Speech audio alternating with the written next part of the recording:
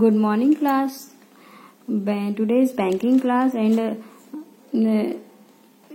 this is topic of importance of bank. तो आज आपका टॉपिक है इम्पोर्टेंस ऑफ बैंक, मतलब बैंक का महत्व.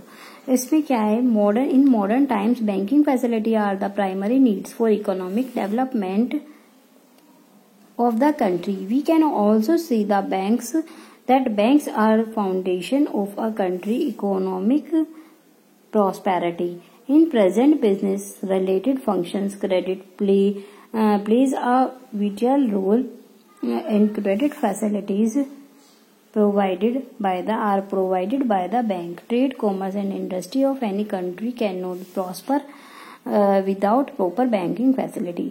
ये जो ट्रेड होता है, व्यापार वाणिज्य या उद्योग, वो बिना किसी बैंकिंग फैसिलिटीज के नहीं चल सकते.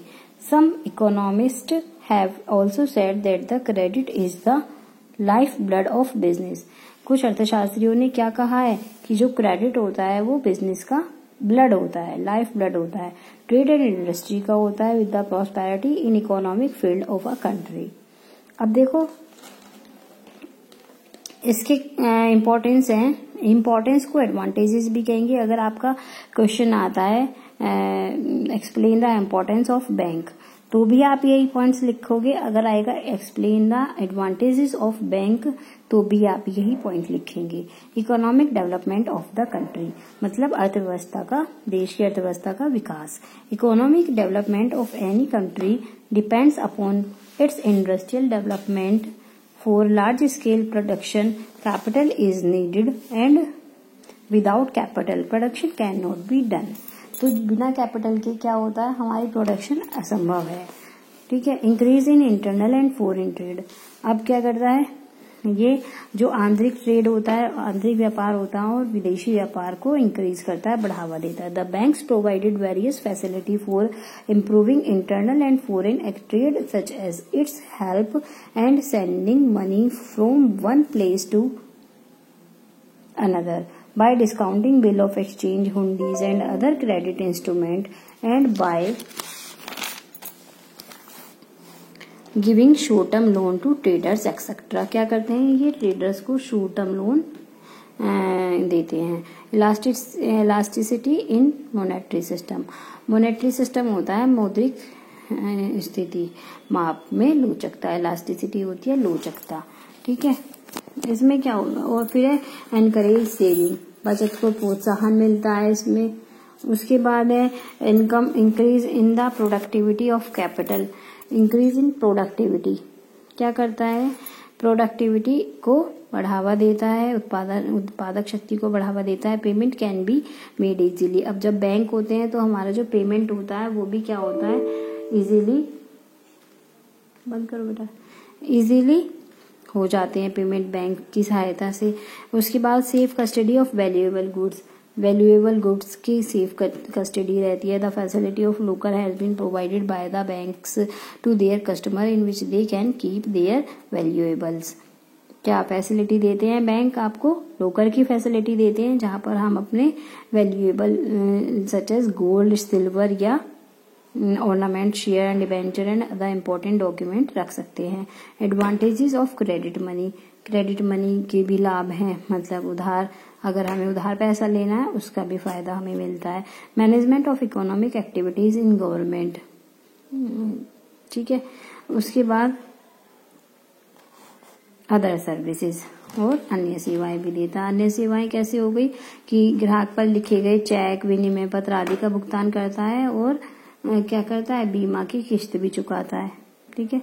यात्री चेक जारी करते हैं. ये सारी फैसिलिटी हमें कौन देता है, बैंक. उसके बाद ऑर्गेनाइजेशन ऑफ कमर्शियल बैंक. अब देखो कमर्शियल बैंक की स्थापना कैसे हुई. ठीक है. मतलब कमर्शियल बैंक कौन से होते हैं, व्यापारिक बैंक. इसमें दो टाइप के ऑर्गेनाइजेशन ऑफ कमर्शियल बैंक है. कौन कौन से, ब्रांच बैंकिंग सिस्टम और unit banking system. Branch banking system होता है शाखा बैंकिंग प्रणाली. शाखा बैंकिंग प्रणाली में क्या होता है, देखो, according to this system the working field of any bank Any bank can be the entire country and also the world, though the main office of the bank is at a certain place, but its branches may be as distant place. That is why it is also called branch banking system. तो branch banking system में क्या होता है, एक तो head office होता है, वो किसी बड़े शहर में स्थित होता है, लेकिन जो उसकी ब्रांचेस बहुत सारी होती हैं और वो अलग अलग शहरों में स्थित होती हैं। बैंक अपना जो कार्य होता है, बैंकिंग कार्य, वो अपने हेड ऑफिस और ब्रांचेस से क्लियर करता है। ठीक है, वहीं से बैठ के पूरा करता है, इसीलिए इस बैंक संगठन को क्या कहते हैं, शाखा बैंकिंग प्रणाली कहते हैं। ठीक है, ये इसके फिर उस मेरिट्स दिए हुए हैं, merits of banking branch banking system, advantages of origin and work division at large scale.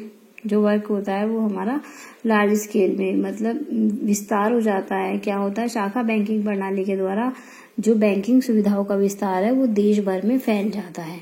ठीक है, उसके बाद है cheap and easy communication facility. Cheap and easy जो क्या होती है, कम सस्ती होती है, चीप होती है। ठीक है, और कम्युनिकेशन फैसिलिटी होता है, संचार सुविधा भी हमें मिल जाती है। उसके बाद है रीजनल डिस्ट्रीब्यूशन ऑफ रिस्क। ठीक है, उसके बाद यूनिफॉर्मिटी इन इंटरेस्ट रेट, ब्याज दरों में भी समानता बनी रहती है। उसके बाद saving in cash reserve, cash reserve में भी सेविंग होती है। और बेस्ट यूज ऑफ कैपिटल। अब देखो, आपको पता है CRR क्या होती है, contact of bank with vast areas of the country of facility of training, saving from the ill effects of personal friendship and local relations. तो ये सारे इसके एडवांटेजेस होते हैं। अब देखो CRR क्या होती है, CRR होती है जितने भी हमारे बैंक्स होते हैं जो RBI के अंडर में होते हैं, तो RBI के पास उन सारे बैंकों का थोड़ा परसेंट जो होता है वो हमारा पैसा RBI के पास जमा होता है। अब हमारा RBI का रेट 4.25% है अगर, तो अब देखो लॉकडाउन हुआ है भारत में, हमारे देश में स्थिति भी ऐसी है, तो क्या हुआ है, उन्होंने RBI ने अपना CRR भी और कम कर दिया है। तो उससे क्या हुआ है, बैंकों के पास जितना भी पैसा होता है उसका थोड़ा, अगर वो 0.25% कम करेंगे तो उनके पास काफी पैसा इकट्ठा हो जाएगा। ठीक है, उन्हें थोड़ा कम पैसा RBI को देना पड़ेगा, जिससे बैंकिंग स्थिति में सुधार आएगा। उसके बाद देखो डिसएडवांटेजेस भी दे रखे हैं इसके, demerits of branch banking system, problem outside the territory of the country, difficulty in management, supervision and control, expansion system, negligence of small customers, hindrance in the development of backward areas, encouragement to unhealthy competition, existence of weak and unprofitable branch, motivation and lack of flexibility, effect of the errors of one branch on the other branches, difficulty in the opening of branches foreign countries, lack of personal contact। ये तो हो गई इसकी demerits. अब देखो एक क्या होती है, यूनिट बैंकिंग सिस्टम भी होता है। यूनिट बैंकिंग सिस्टम में होता है मतलब इकाई शाखा बैंकिंग। इकाई शाखा बैंकिंग में,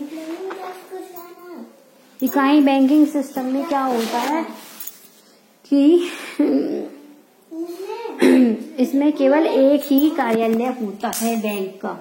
ठीक है, उसमें देखो क्या कह रखा है उसमें, Under this system, the work of bank is limited to one office or up to certain area only. There used to be one independent work unit of the unit bank which determines its policies, work system and administration by itself। तो देखो इसमें क्या होता है, इकाई banking प्रणाली में एक ही हेड ऑफिस होता है, उसमें इसकी शाखाएं नहीं होती। जैसे ब्रांच बैंकिंग सिस्टम में ब्रांचेस होती हैं, इसमें हमारी ब्रांचेस कोई ब्रांचेस नहीं होती हैं। इस प्रणाली में स्थानीय बैंक और इस एक पृथक निगम के रूप में होता है और उनकी पूंजी शेयर और संचालन पृथक पृथक होता है। और क्या होती है ये जो यूनिट बैंकिंग सिस्टम है ये कहाँ ज्यादा प्रचलित है, ये अमेरिका में ज्यादा प्रचलित है। ओके क्लास, आज का टॉपिक यहीं खत्म हुआ है आपका, ठीक है।